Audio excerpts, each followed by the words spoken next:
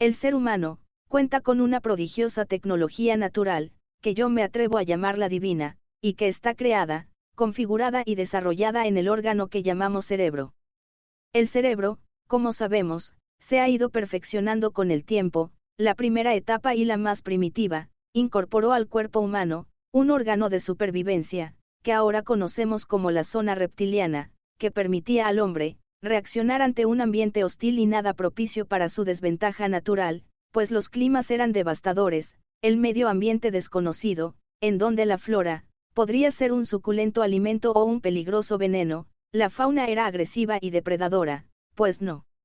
contaba con la fuerza, las habilidades y herramientas que la naturaleza le había dado a otros animales.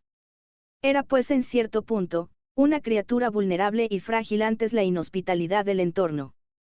La evolución natural y su sagacidad para sobrevivir, fue premiada con el tiempo y el cerebro fue prodigiosamente evolucionando y creando una capa que ahora conocemos como límbica, capaz de albergar emociones, sentimientos, lazos fraternos entre estos seres, dando con esto una vital relevancia a la comunidad, al sentido de la familia, a la protección de los paridos en su seno, a la protección de los suyos, de los conocidos, de los compañeros y con ello, los inicios de una comprensión racional e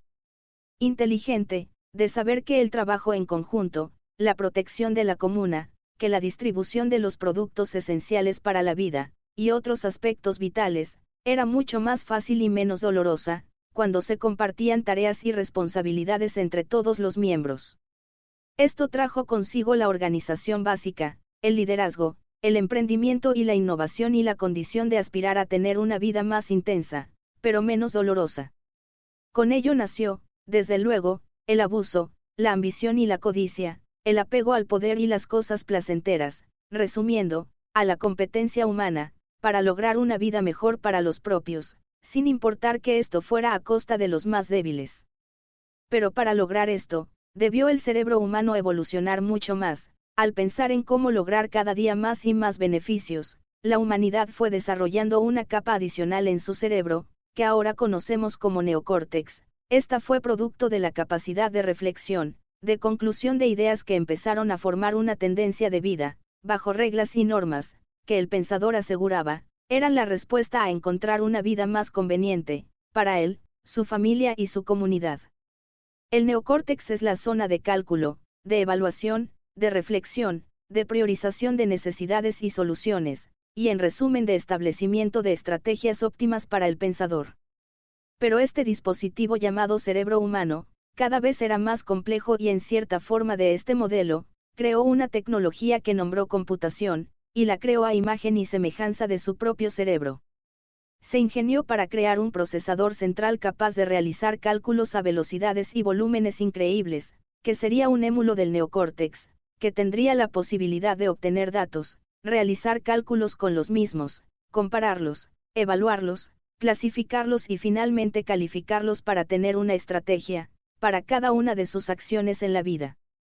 Claro, no ha logrado obtener una máquina tan perfecta como su mismo neocórtex, pero a ello se enfila, ahora con la creación de modelos de inteligencia artificial. Pero es importante que una vez establecida una estrategia, ésta pueda ser almacenada. Para hacer uso de ella, cada vez que se presente una situación o evento, para la cual fue creada.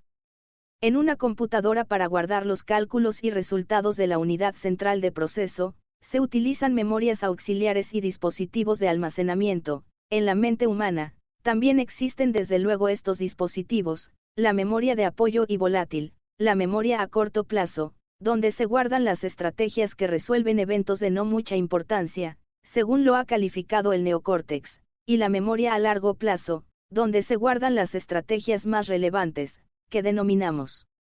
principios y valores y que rigen la conducta del pensador. Una vez almacenadas las estrategias, están a disposición del subconsciente, que es un área encomendada más a la capa límbica, pues como, gran parte de estas acciones implican una relación directa con las emociones, esta capa y sus elementos, tienen más facilidad para acceder a las mismas y quitar con ello, tareas al neocórtex, pues esta capa está muy ocupada y trabaja al 24/7, pues enfrenta miles de situaciones día con día, siempre está evaluando, calculando, reflexionando, comparando,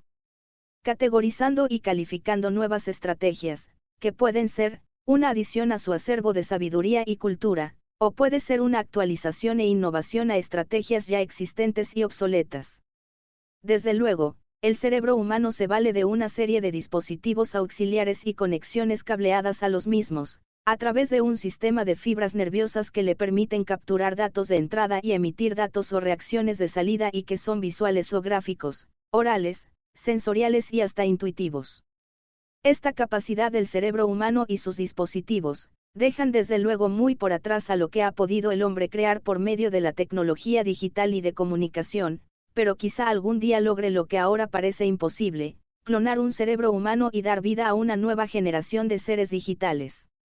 Es así que, en la época actual, cuando nuestros padres nos conciben, nuestro cerebro, una vez formado en lo básico, cuenta con una capa reptiliana, que mantiene una vigilancia constante desde la concepción hasta la muerte, de todas las funciones vitales y alerta sobre los riesgos al poseedor del nuevo cerebro.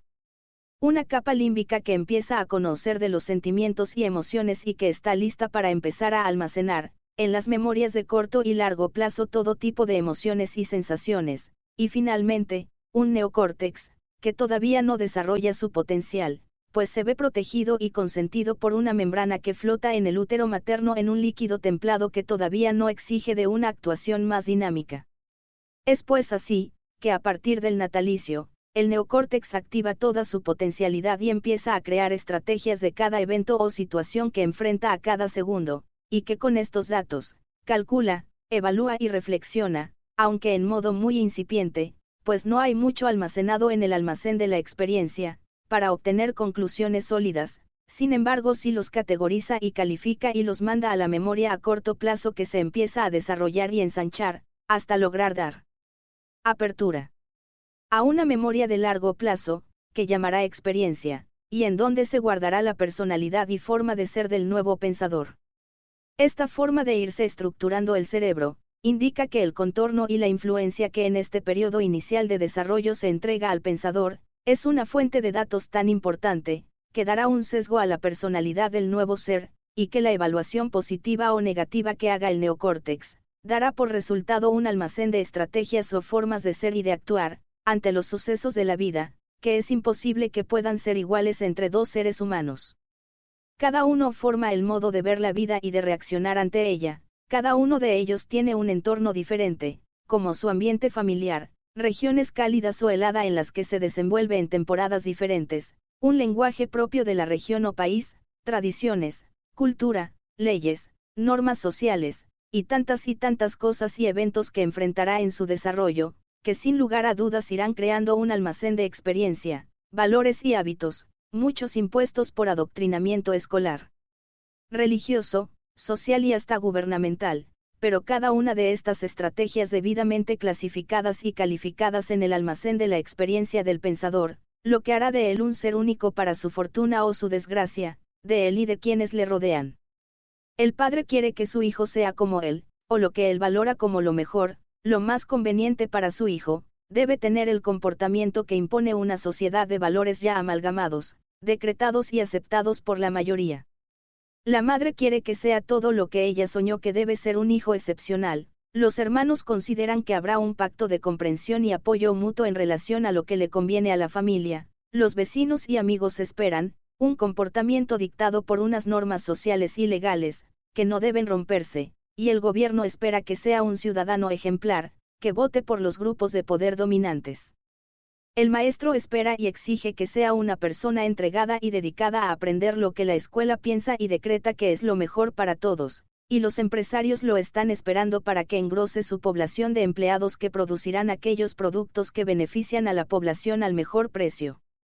En fin, al parecer el neocórtex no tiene mucho para dónde hacerse, sino aprender las reglas establecidas y a partir de estas buscar estrategias que lo lleven a romper paradigmas o a poltronarse en el mejor asiento reservado en la sociedad para él, sus sueños y aspiraciones, que deberá satisfacer a través de las películas de la vida de otros, que hacen lo que él no se atreve o no debe hacer, y a desahogar sus emociones y sueños de triunfo, en las victorias del equipo deportivo local, que le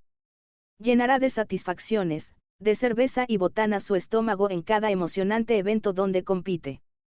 De los 7.000 millones de humanos, solo un 1% llegará a romper paradigmas y entrar al mundo dorado de los privilegiados. De ese 1%,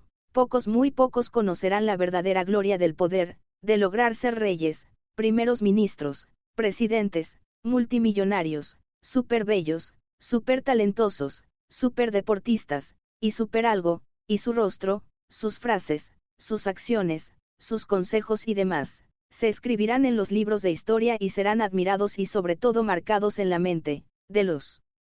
futuros humanos, a través de su legado como el estereotipo a seguir, a imitar.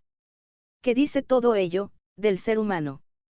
Que ha abolido la potencialidad del cerebro humano, que al parecer el objetivo principal es encasillar y limitar el poderío de pensar en solo aquello que marcan los poderes dominantes. Es como tener un Ferrari que puede desarrollar los 400 km por hora, para limitarnos a conducirlo a solo 60, por órdenes de la autoridad. Y luego nos preguntamos por qué los seres de antaño eran más inteligentes que los seres actuales, demostrado científicamente, pues porque el hombre estaba descubriendo el mundo, el cerebro trabajaba a todo su potencial para sobrevivir y crear nuevas oportunidades y estrategias de vida, pero ahora unos cuantos han decidido que basta, que ya hemos llegado al máximo, que no caben tantos talentos en el mundo, que no hay dinero suficiente para todos y a base de poder militar y amenaza nuclear, de sometimiento financiero y gubernamental, de la vida fácil y de los placeres efímeros a través de la droga, el alcohol, el sexo y la procrastinación se logrará mantener en cautiverio al poderoso cerebro humano hasta su eventual declive o extinción.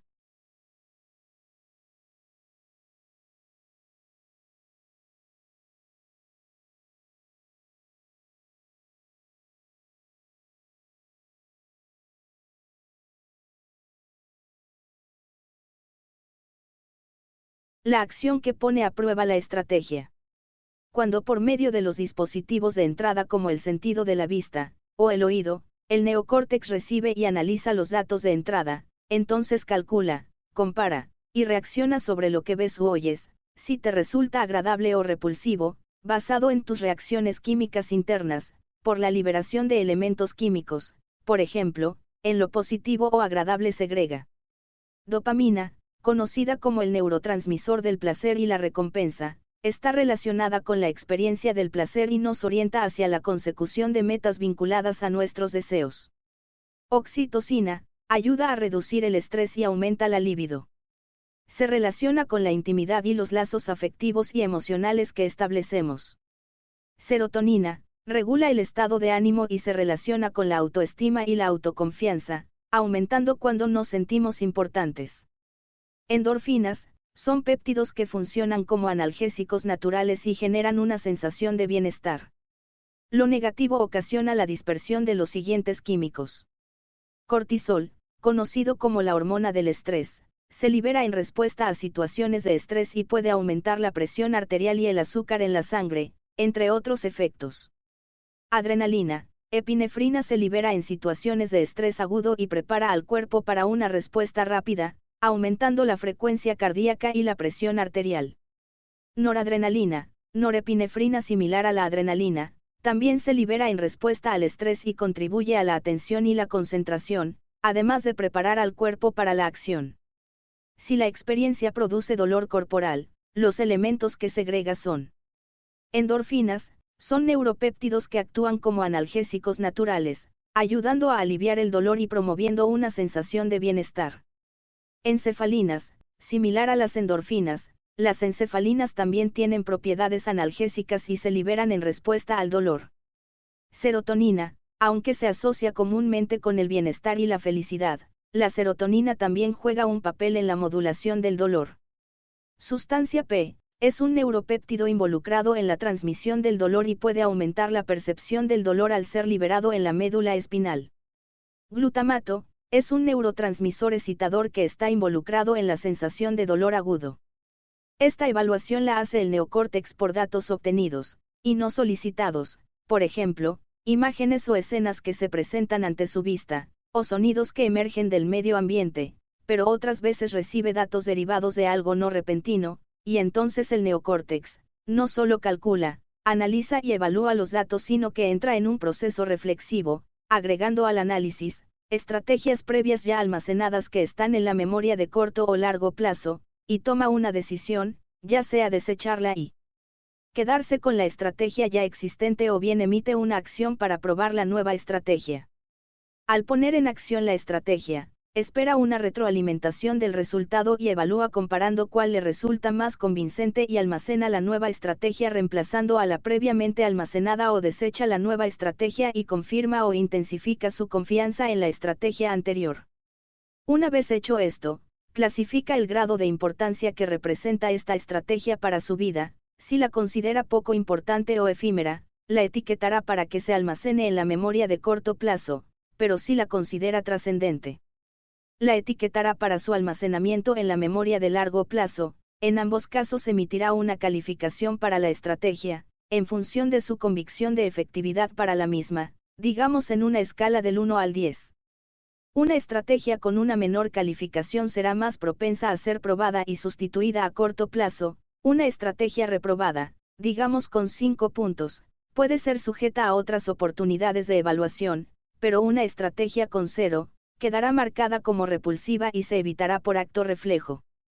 El subconsciente que reside en la capa límbica, será quien aplique las estrategias ya almacenadas, categorizadas y calificadas, y muchas veces es más rápido en accionar que el neocórtex mismo. ¿Cuántas veces expresamos mediante un gesto, una situación desagradable, que cuando el neocórtex estima que esta reacción debe simularse por conveniencia, ya es tarde y la hemos emitido, y luego tratamos de disculparnos o pasarla desapercibida?